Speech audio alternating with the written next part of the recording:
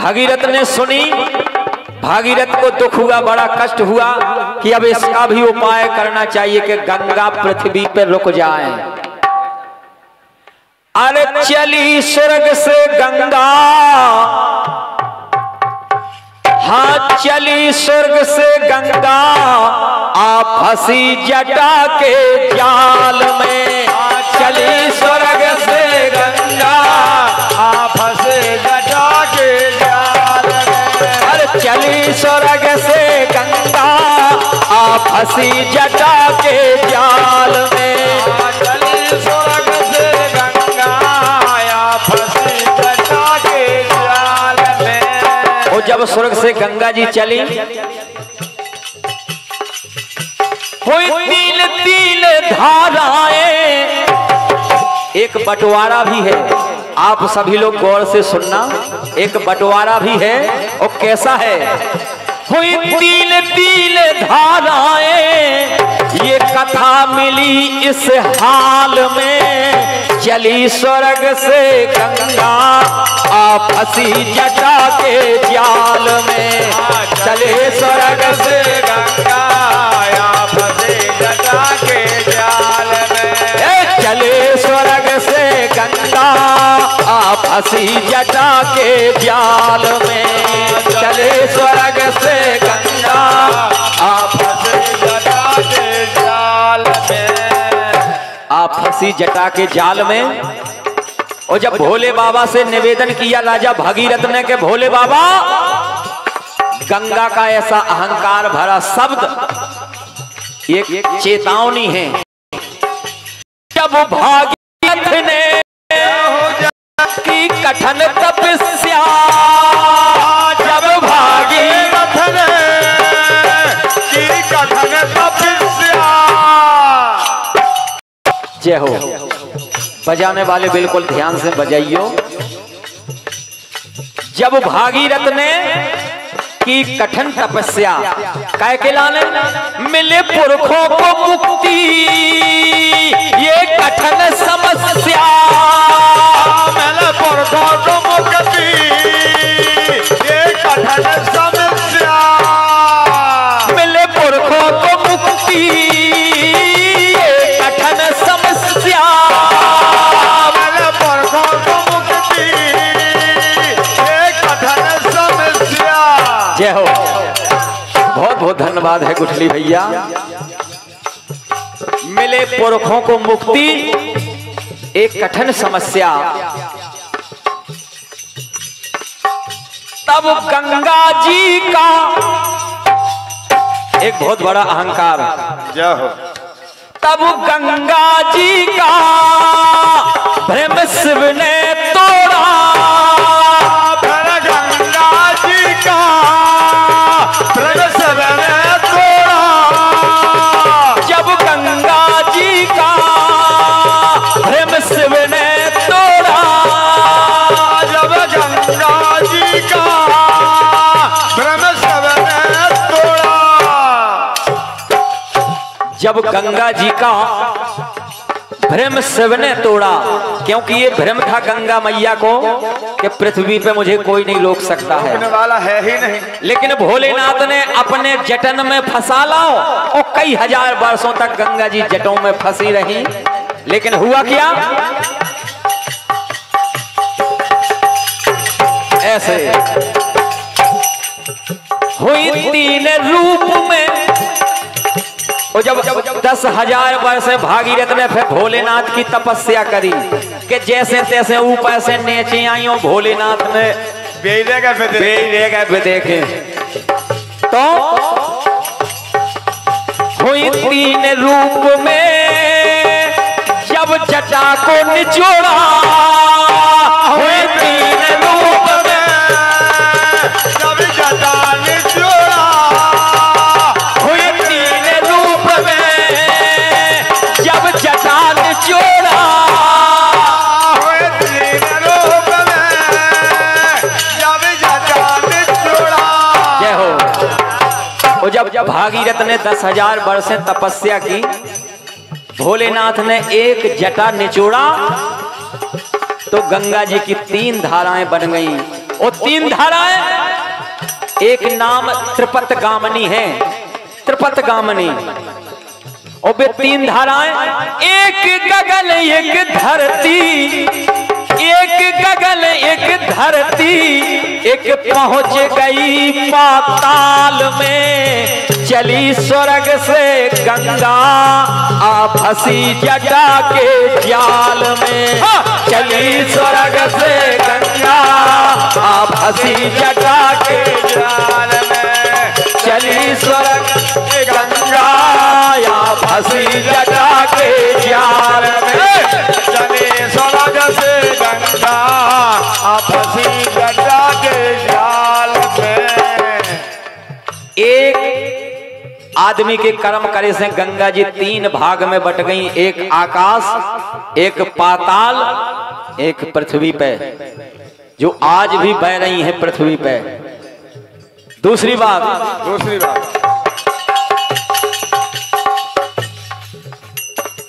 देवताओं 3 भाई, सुर, असुर और नर, तीन ही एक माता पिता की संतान हैं, 3 भाई हैं। और जब तीनों भाइयों ने सुना कि एक महाकाव्य शास्त्र रामायण के रूप में भोलेनाथ ने रच दिया है, तीनों भोलेनाथ के पास पहुंचे कि हमें भी अपनी हिदाई चाहे, हम अपनी हिदाई नहीं छोड़ सका। हेलो,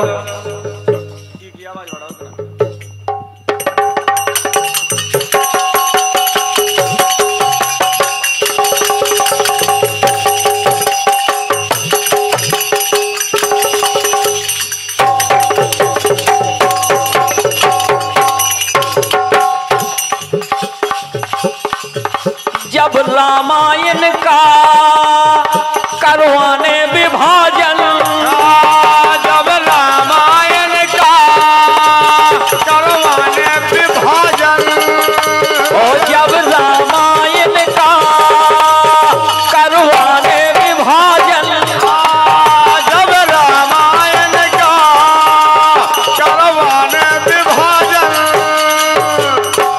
जय हो, बहुत मेहनत कर रहे हो आज, जय हो। और जब मेहनत कैसे हो रही कि भगत जी बैठे सामने, जय हो।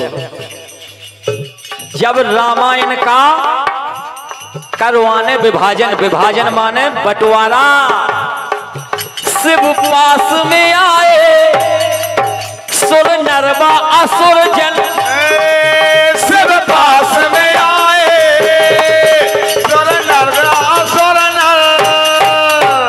पास में आए सुर नरवा असुर जन, शिव पास में आए सुर नरवा असुर जन, शिव पास में आए सुर नर व असुर जन।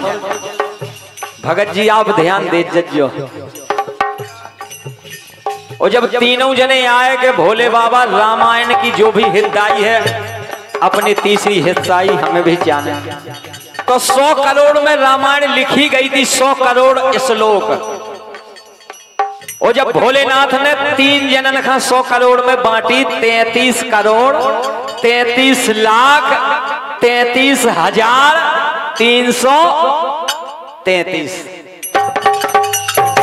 इतने इतने श्लोक सब 3 जनन की हिदाई में बैठे, लेकिन बचे केवल 2 अक्षय बच गए। 100 करोड़ में से 2 अक्षय बचे और ले बेवाए हते 3 जने। अब भोलेनाथ बोले कि भैया अक्षय तो हैं 2 और हिदाई होने 3, एक एक नहीं बैठ रहा हो। आज भी अपन जो करत के गए अपनी हैसा हिदाई में कोनो चीज ठाई सी होए, और अगर बच जाए तो कन लगत के जा मताई बाप का दे दो। और जब भोलेनाथ ने कही गए अक्षर बचे 2, तो तीनों जने बोले कि जे तुम ले लो। अब भी अक्षय बचे राम और मां राम, तीनों जनन ने कह दी कि जे तुम ले लो, भोले बाबा जे तुम ले लो। तो भोले बाबा ने अपने हृदय में राम को बसा लिया। और 3 भाग, एक गगन एक धरती, गंगा जी भी और रामायण जी भी। एक गगन एक धरती एक पहुंच गई पाताल में, चली स्वर्ग से गंगा आ फंसी जटा के जाल में। चले स्वर्ग से गंगा आ फंसे जटा के जाल में, चली स्वर्ग से गंगा आ फंसी जटा के जाल में। चले स्वर्ग से गंगा आ फंसी जटा के जाल में। तीसरी बात, देत्रों असुर तो बहुत बलशाली पहलों से हते, लेकिन देवतन का बहुत परेशान करते। कहे के जे जेठी मताई के यहाँ राक्षस जेठी मताई के यहाँ और देवता जो है मझली मताई के यहाँ, पिता एक ही है, माता अलग अलग हैं। तो विष्णु जी ने सोचा इनके दबावे के लाने को बड़े आओ सो अस्त्र शस्त्र चाने आए। तो विष्णु भगवान भोलेनाथ के पास पहुंचे और भोलेनाथ से बोले कि भोले बाबा हमारो एक निवेदन है कि हमें कोनो ऐसो अस्त्र शस्त्र दे दो तासे हम दे तनखा दबा सकें, इनको संगार कर सकें। तो भोलेनाथ, तब भोलेनाथ ने एक चक्र निकाला, तब भोलेनाथ ने एक चक्र निकाला, तब भोलेनाथ ने एक चक्र निकाला, जब भोलेनाथ ने एक चक्र निकाला। भोले बाबा ने अपने तीसरे नेत्र से एक चक्र निकाला, जिगे अपन का चक्र सुदर्शन। और जब चक्र निकाला वो विष्णु जी का दे दिया।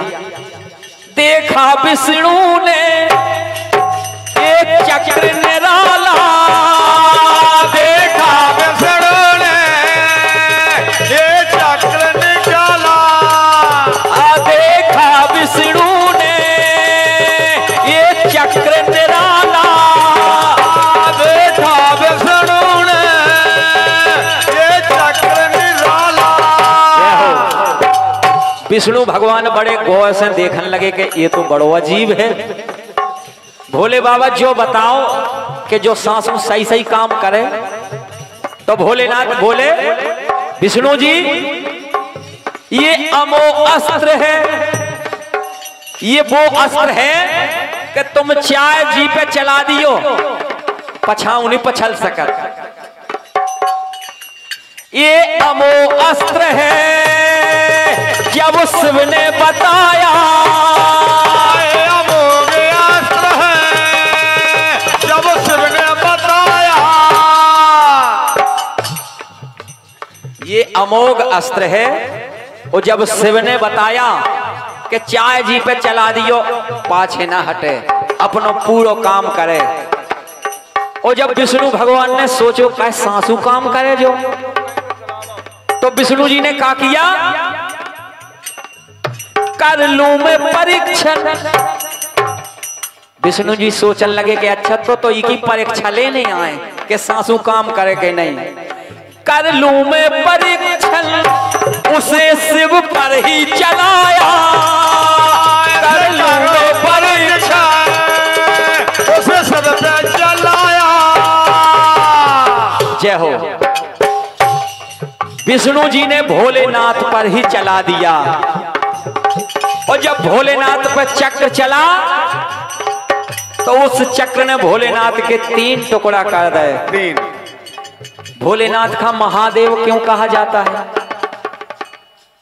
तो भोलेनाथ के जब 3 टुकड़ा हो गए, आज भी शीश आकाश में, चरण पाताल में और बाकी मृत्यलोक में बीच का या कर लूं मैं परीक्षण उसे शिव पर ही चलाया, कर लूं मैं परीक्षण उसे शिव पे चलाया।